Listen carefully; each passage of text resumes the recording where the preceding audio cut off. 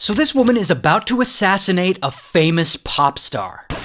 So let's call her Yo. And Yo's around 30 years old, she's living in Texas, and one night in the early 90s, she's at a concert, and there's this local act on stage, and Yo is blown away by the singer. She's like, "This woman is amazing, I love her, I am such a huge fan." Not only that, Yo goes home and she starts thinking about her all the time. Like, she wants to be best friends with this singer and be close to her. So she decides to start a fan club, like an official fan club, and she contacts the singer's manager, who's also the singer's dad. So we'll just call him Dad. So Yo reaches out to Dad and she's like, "Do you mind if I start a fan club?" And Dad's like, I don't know. We don't really have the time or the budget to run a fan club. And Yo's like, No, I'll do it all for free. You don't have to pay me. And Dad is still like, nah. But Yo isn't gonna give up. She keeps calling Dad over and over again. She really wants to be close to the singer. And so finally, after about 15 phone calls, Dad finally agrees to let her start an official fan club. So Yo starts working on this out of her home, and she's running this fan club, and she's going to concerts, and she's signing people up, and the fans pay a membership fee, and Yo will then send them posters and t-shirts and stuff like that, and she legitimately does a good job running this club. In fact, she does such a good job that management eventually lets her meet this singer herself in person, and that singer's name is Selena. And so over time, as the years pass, Yo starts to get in good with Selena. She's helping her out with things, and she's starting to get close to her. And later, they even make her an employee of the business, and they start paying her. And pretty soon, she's scheduling appointments for Selena and basically running her life. While Selena, her star is rising fast, and she's getting more and more famous. And as a side hustle, she opens 2 clothing boutiques. And Yo is doing such a good job assisting Selena, they promote her and they have her start managing these boutiques. And so here she is running all this stuff for Selena, and she's around her all the time, and Yo knows soon enough she'll finally be her close friend.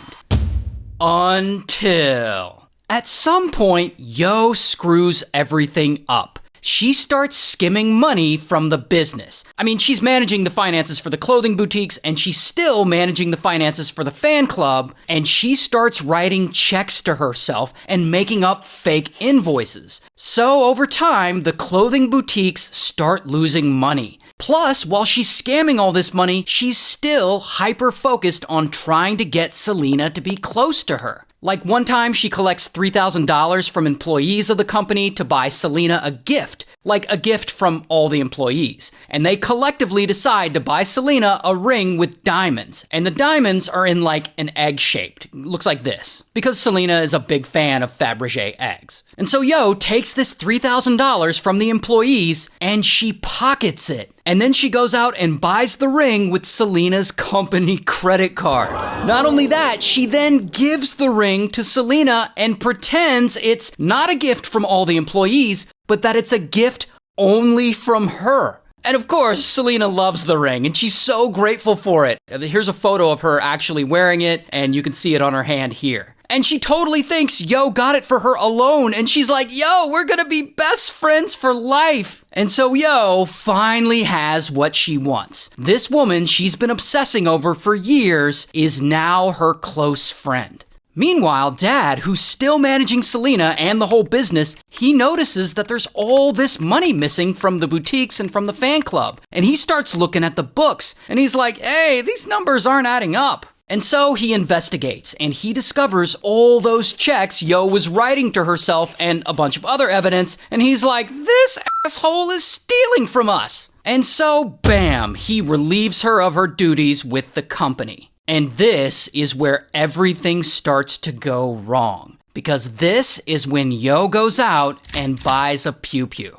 A few months later, tax season rolls around, and Yo, who was Selena's assistant and managed the finances for 2 of her business entities for her, has some financial documents that Selena needs to get from her. And Yo keeps saying that she'll hand over these documents, but she doesn't. She's always making up excuses as to why she can't. Then, right before taxes are due, Selena finally gets her on the phone. And she's like, "Give me my tax documents." And Yo is like, "Okay, fine. I'm over at this motel. You can come here and pick them up." And so Selena goes to this motel, and she goes up to the room, and Yo gives her a stack of documents. The next morning, Selena is looking through all that paperwork, and she realizes that the specific tax papers she needs still aren't in this stack. Yo never actually gave them to her. So she gets on the phone with her again, and instead of talking about tax papers, Yo starts making more excuses, talking about how she had been SA'd recently on a trip to Mexico, and that she can't give her the tax documents because she really needs to go to the hospital and get herself checked out because she's bleeding from all the SA.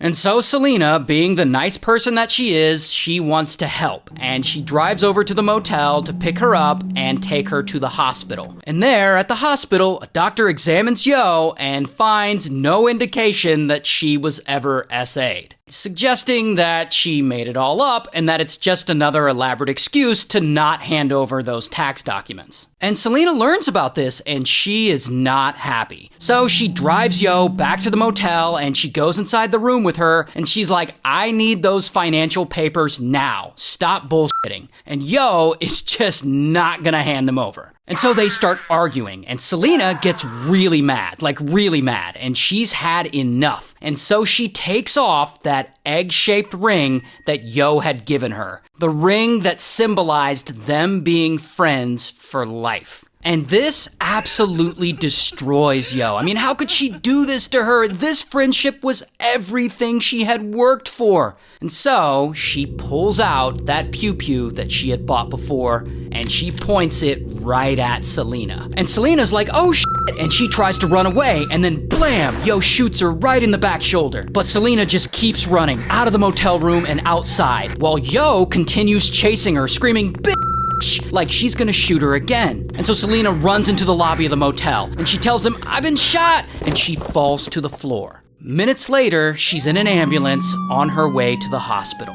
Meanwhile, police, they show up to the motel, and they're now looking for Yo. So they search around, and they eventually find her in the parking lot sitting in her red pickup truck. And police are like, come out with your hands up, or whatever. And Yo is like, nah, I'm just gonna unalive myself. And so this turns into a whole standoff. And then the SWAT team shows up, and they're all trying to negotiate with her, trying to get her to not unalive herself. And as all this is going on, Selena, who's at the hospital in critical condition, she unfortunately passes away. She was only 23 years old. Thank you, Ben. That's right. We are standing by live in Corpus Christi, right across the street from the Days Inn where this shooting did occur earlier today. And 9 hours go by, and it's nighttime now. And Yo is still in her truck in the motel parking lot in a standoff surrounded by police. Because she's still got that pew-pew and she's still threatening to unalive herself. Now, eventually, she does give up, and police swoop in and bam, they arrest her.